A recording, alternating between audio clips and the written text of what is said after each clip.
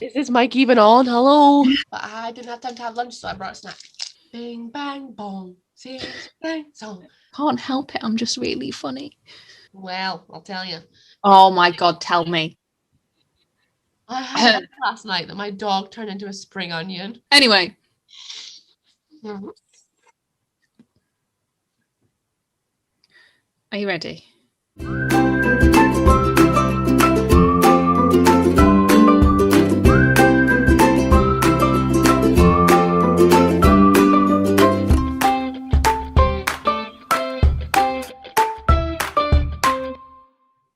Hello and welcome to Uphill From Here. This is Catherine. And this is Amy. And it's episode 22. Because we checked this time, but it's the right number. Yeah. Oh dear. We would like to just say thank you so much for all your feedback and for your responses on our confessions episode. We had so much fun filming it, and we had such great responses from it, and we're so glad that you guys enjoyed it. It was really good fun to film. I loved it, but I'm still racking my brain wanting to know who these people are. I know. So stressful. Yeah. Oh. Okay, so we're back with a regular old episode. Catherine, what is our word of the week this week? Our word of the week this week is resilience. This is actually something that was kind of suggested by this week's guest. So this episode came about by our guest wanting to share their story. So we came up with a buzzword for them, and then we decided that that would be the word of the week. Let's get started. Amy has said, "To my future children, I want to pass on to you some lessons that my mother instilled in me, shaping the type of person that I'm proud to be today. Life isn't fair. You can't always get your way. Sometimes life is tough and you have to just put your big girl pants on and get on with it. Don't expect to be treated by others the same way you treat them. Believe in yourself. You can do it." My mum gave me tough love. She wiped my tears, but every time reminded me that it was what I did after I'd stopped crying that made the difference. Picking myself back up, learning from my mistakes, learning not to give up when things got tough. To me, that is what resilience is all about. It's not someone who never gets upset, feels disheartened, or always succeeds, but rather someone who, when they get knocked down, can have a good cry, shake themselves off, and keep going. Sometimes in life we are faced with challenges. Life knocks us down, hands us cards we don't want, and the rejection can hurt us. But what we do have control over is what we do next. Don't be afraid to cry or to feel hurt or disappointment. But for every tear you shed, collect them all and use them to fuel your next move. Keep moving forward and never give up on your dreams. Love, Mum, I guess. Aww. That was weird writing to my future children. I was like, oh my God, love Mum. Weird. Yeah, that's so funny. Scary. Yeah. How does, for starters, how does that feel? How does it feel that one day, your children might read that and to them you will be Mum? When they think of Mum, you will be what's in their head. Terrifying. I always wanted to be a mum. It's so important to me, and my mum is very important to me, and has obviously shaped the kind of person I am. But I thought I was going to be married with kids by 21. I literally just turned 23 yesterday, and being a mum, it doesn't feel further away. It can't feel further away than right now. It's such a huge responsibility. You're shaping a person. Whether that person turns out to be a serial killer or a saint, that's on you. Or somewhere in between. But you just instill the right things in your kids. And I think being resilient is one of the major things that I got from my mum, is just keep going. Yeah. Yeah. I think one of the biggest things that kind of stood out to me was the way that you kind of defended you feeling emotion and feeling sad and wanting to cry and feeling upset. Do you think that you've experienced it in the past where you've been made to feel like you weren't resilient because you did cry about something, or you did get upset about something, or one day you just went, I can't do it anymore, I just need to have a big cry and watch Bridget Jones in my pajamas? Yeah. I can't think of a specific instance where anyone made me feel bad for crying. To be honest, my mum's the person, if I call her crying, she'll be like, why are you crying? What is crying going to achieve? Crying will not make the situation better. And sometimes if that's difficult to hear, because sometimes crying, I am a big believer, is a good release. It does make you feel better having a good cry in the shower, crying to a sad song. You need to have that emotional release. You can't keep hold of that. But she's right in the fact that crying will not change whatever situation has upset you. It won't change anything. It won't make things any better. It might just make you feel a bit, I don't know, like you've let go of a little bit of it. But I think, particularly maybe as a woman, maybe in situations where I've had to face like confrontation or like had to deal with someone that's been really argumentative and difficult and maybe a bit aggressive, I'm a total Pisces in the fact that I don't get angry, I just cry. So when I'm frustrated, when I'm angry, when I'm being like maybe like verbally attacked, I can't just stand up for myself and say the right things. I'll just cry because I feel intimidated. And I think I've just learned that like I'm an emotional person, and having emotions and having a cry when someone's upset me or I'm frustrated is fine. That's how my body responds. It doesn't make me weak. It doesn't make me any less resilient. With crying and with that expressive emotion, it's never normally you that is actually the problem. It's the way that other people respond to you crying. That then they're like, well, it makes me uncomfortable. And it's like, well, that's your problem, not mine. Like, this is my expressive emotion. This is how I feel. I don't care if that makes you uncomfortable. I'm uncomfortable. And therefore, this is how I'm going to express how I feel. But I do think as well, like you say, it won't achieve anything. But if you need to take yourself off and go and sit in the bathroom at work and just have a quick cry, like you say, splash your face with water, dry your eyes, have a drink, and walk back out there and own it, then that's just what you needed. And that makes you resilient, because it makes it that you go, right, I can pick myself back up and I can carry on. Yeah, it's moving you forward. Because sometimes if you let something bother you and you have that lump in your throat all day and someone asks you, are you okay? Or goes to hug you, you lose control. Whereas if you think, right, this is really affecting me, or this has upset me or offended me or frustrated me, like you say, if you take yourself off, have 5 minutes to let yourself cry, you're in control of your emotions there. And that's a strength. Like, you recognize, I need to cry and I need to go into private and do it. Go and do that. That's what you need to do to get over this step, to make the next step and keep moving forward, which is the main thing. And I think if someone else is like, oh, don't cry, I don't like when people cry around. Some people don't like comforting someone, but that's not your responsibility. Like, no, not at all. Their discomfort is not your responsibility, it's theirs. If they can't deal with a crying person, then they shouldn't be around you. And that's why you've taken yourself separately to go and deal with that yourself. It's just when people are like, they automatically associate crying with a bad thing. They're like, oh, what's wrong? What can I do to help? Like, they like shower you with all this love and this concern. And sometimes it's like, no, actually, I'm okay. Leave me alone and let me cry. Like, it's water from my face. Like, my world isn't ending. This is what I'm doing right now. And big girls do cry. Thank you. They do. God, Frankie Valley, sort your shit out. What stands out to you as a moment of like the biggest resilience for yourself? Is there something that pops into your head when you think about yourself being resilient? I think when it finally paid off. So when I got that message, and I was at work that day in the staff room, I can picture it. I got that message of a job offer as a stage manager, and it happened. I was like, finally, that resilience I showed. Every single rejection email I got, every single no response I got, every single knockback I got, and self-doubt from within me that I had to fight against and just keep going, okay, pick myself up, carry on, try again. It finally paid off. And that's the moment when I realized, like, thank goodness I am resilient and I do have thick skin, because finally I've gotten where I want to be. Yeah. It's paid off. Catherine said, dear everyone, 2020 was a really tough year for us all. It's the first time that I realized that I am resilient. Resilience is something that we all have. Life throws us thousands of curveballs in our lifetimes and we work through it.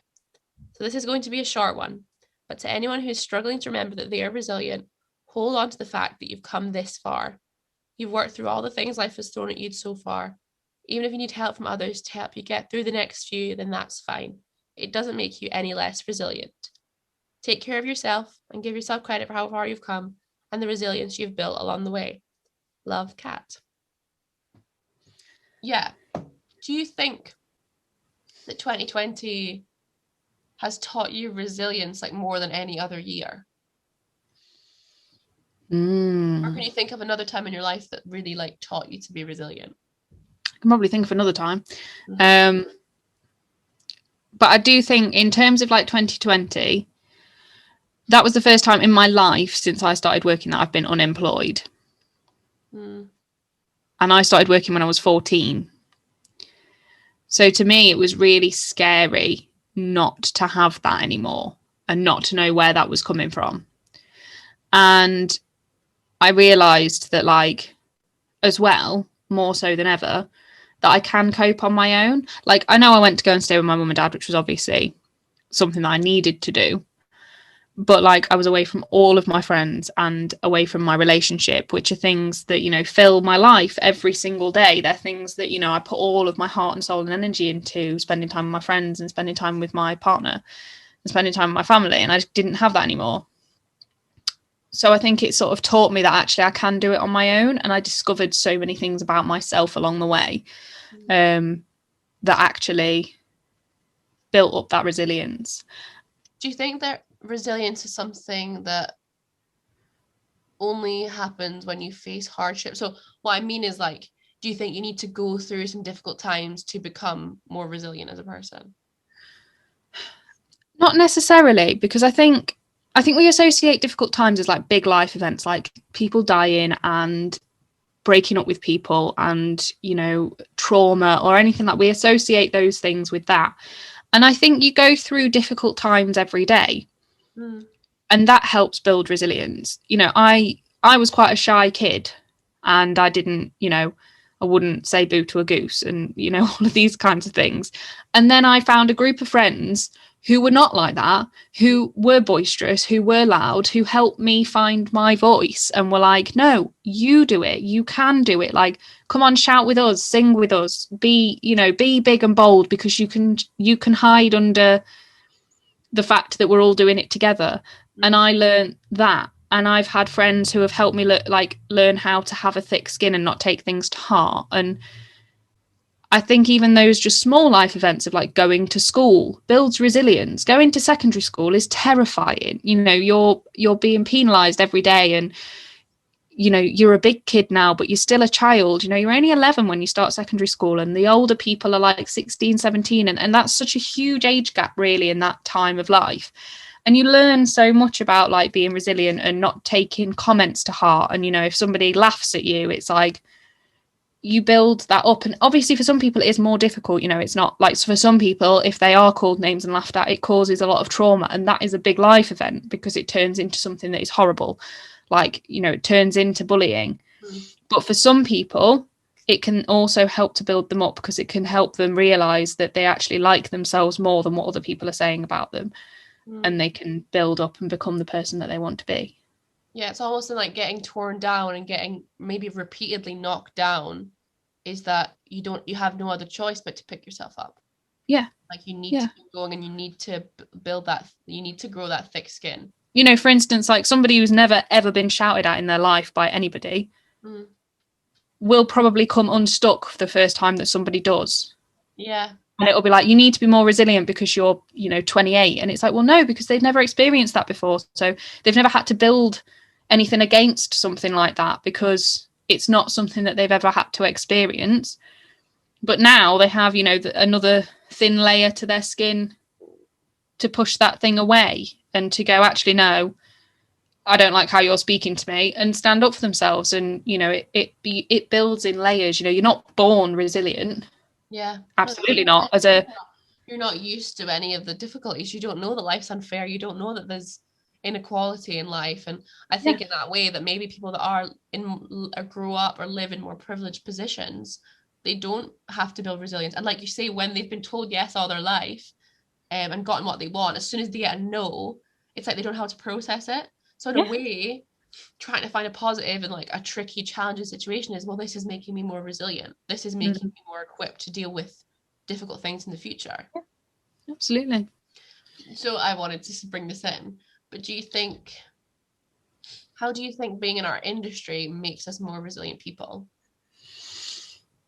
It's a brutal industry. It's horrid. You know, if your face doesn't fit, they don't want you. If your body type isn't right, they don't want you. If your CV hasn't got an acting school on it, they don't want you. Like, you know, but at the end of the day, again, you get some of the most resilient artists out of the fact that they haven't got the training and they haven't got the names and they haven't got the figure, because they start creating things for themselves and they start being far more creative than a lot of the industry could ever dream of being. And they start creating stuff that people are like, wow, this is so cool and so unique and I want to see more of that. And it's like, and it's almost that thing of being able to stand taller and go, okay, you told me that I couldn't do it, but I told myself that I could, and I have. You need to have a love for it. Like, to be in the theatre industry, you need to love what you do. And you see, like, in your bones, like, it's part of who you are. Because if you're not really like, I'm not that fussed, I'll try it, you're not going to get anywhere, because you're going to get knocked back so many times and rejected and told you're not good enough and told you can't. And to be able to get up and be like, yes, I am good enough and yes, I can, you need to have a love for it. It's not just like, I think I'm amazing and I deserve it. It's, I live for this shit. Like, I need to be in a theatre. I want to be there. So I'm going to have to find a way. I'm going to have to keep trying. The key thing about being in our industry is always determination. Mm-hmm. You have to be completely determined about the fact that you are going to get somewhere. But you also have to be completely aware of the fact that nobody owes you anything. Mm-hmm. Yeah. Like, the amount of people that want to be in the industry is obscene. Mm-hmm. And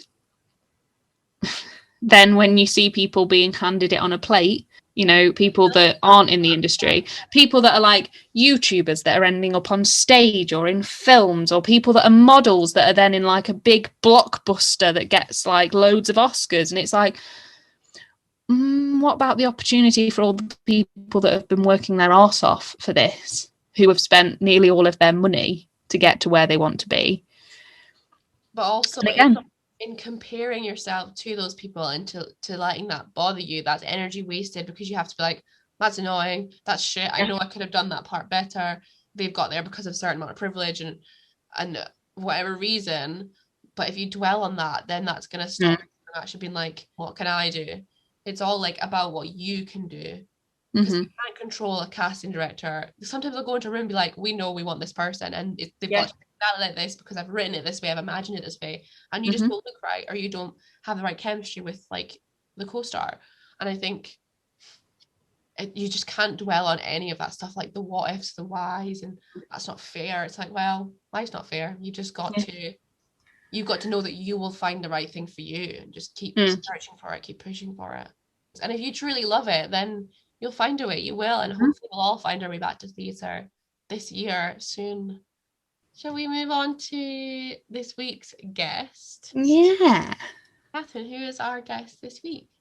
Our guest this week is Matthew. Matthew actually got in touch with us a couple of months ago and asked if he could use our podcast to share his story. So Matthew is joining us from his kind of Instagram platform. His Instagram platform is Running Through Cancer. You should absolutely go and follow him. His story is amazing and really inspiring. And he's here today to share with us a story about his rare condition and about how he kind of raises awareness and shows resilience through this difficult journey. Dear Kat and Amy, what does it mean to be resilient? I think pushing through the hardest moments of life makes us who we are. I conquered cancer at the age of 3 after having brain surgery and radiotherapy. Many will see that as resilient, but I never believed it was, because I was so young and I wanted to feel normal. I've lived with appointments, but the reminder of cancer was always there. It did hit close to home when my mother died of cancer when I was 9. But I've lived a normal childhood, got good grades and represented sports teams. When I look back, I see I came a long way and would say, anyone like that is resilient, but not me. The last year of education applied lockdown restrictions was meant to be a celebration. Now it isn't, because I have recently been diagnosed with brain cancer. Again, should never be scared, and I'm not, although being told it's on my brain stem. I live life, and so should you. Be who you are and proud of that. I still run and I published a book. May be hard, but we should always be achieving our dreams. So what is resilience? Resilience is not showing fear in the face of adversity. Resilience is keeping going when things get tough. Resilience is accepting reality but denying the problems. Just be yourself. Love and be happy. From Macmillan, also known as Running Through Cancer. Go on. It just like, obviously, like they always say, like, you should never compare your struggles with someone else, because everyone struggles and has their own challenges, and that doesn't invalidate your suffering and your struggles. But I think hearing from Matthew and even knowing people in my life that have faced cancer or have family members living with cancer, I think the resilience they show is inspiring, because if someone can stay positive and make a positive out of that kind of diagnosis and that kind of like bombshell on their lives, if they can still find positivity and be able to not just stay positive for themselves, but to encourage other people to be resilient and to stay positive. Yeah. It's so inspiring. Like, yeah. Do you know, it makes you feel empowered. It makes you feel like if they can still carry on and create good out of a bad situation, then so can I. Like, and so I should. Do you know what I mean? Yeah.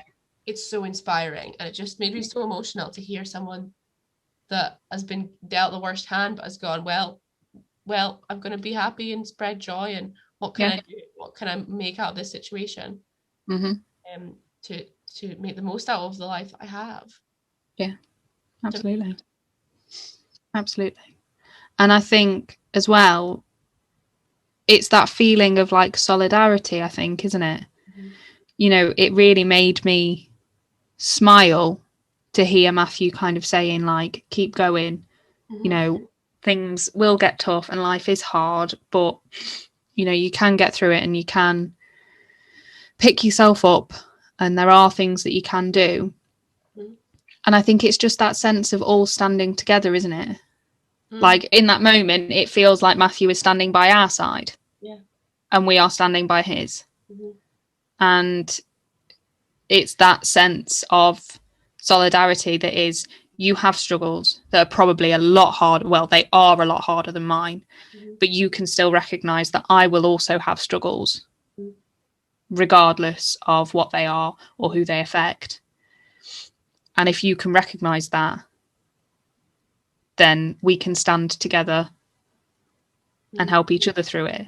And be stronger together, I think, when faced with adversity, when faced with injustice and inequality, and sometimes just dealing with shit things that just are. I think sometimes having someone to hold your hand and knowing you have that, even if it is a virtual community behind you, makes you believe I can do this, because it's not just me saying that I can do this now, it's all of these other people that love and support me.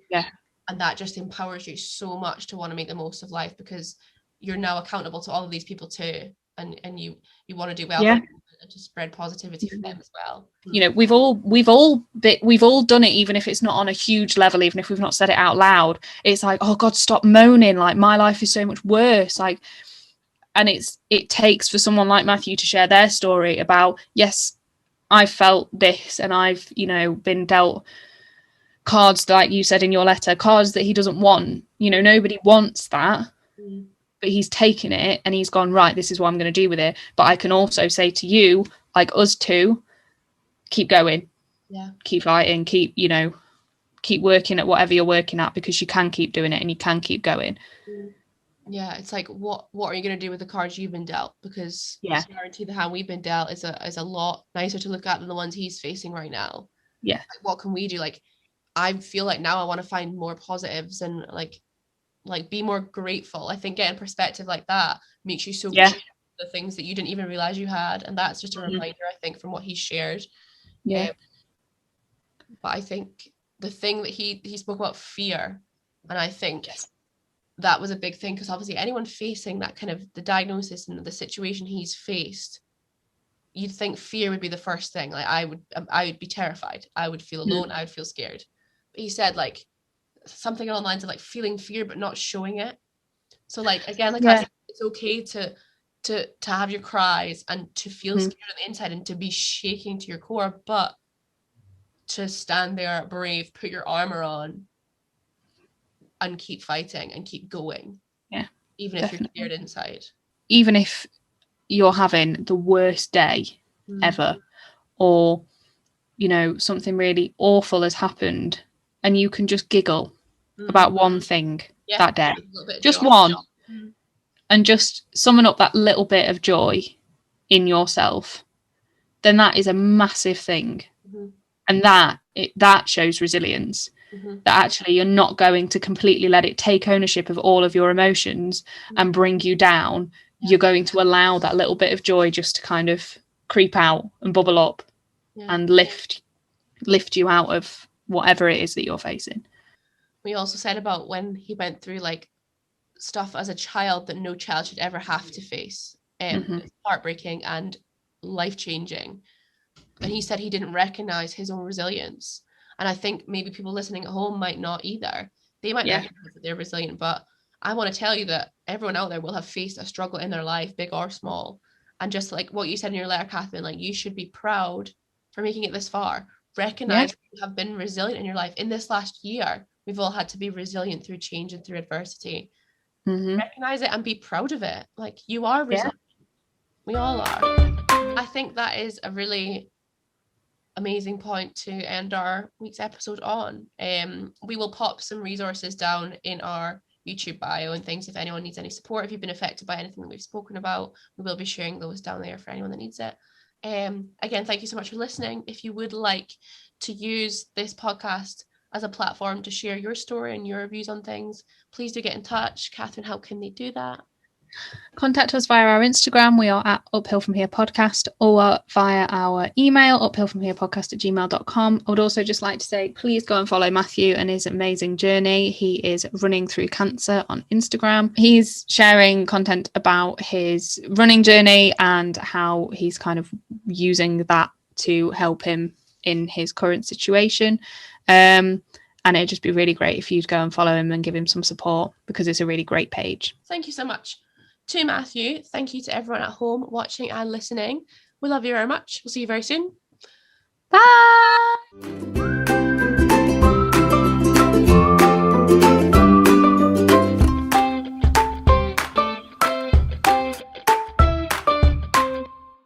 Okay. Sounds so manly.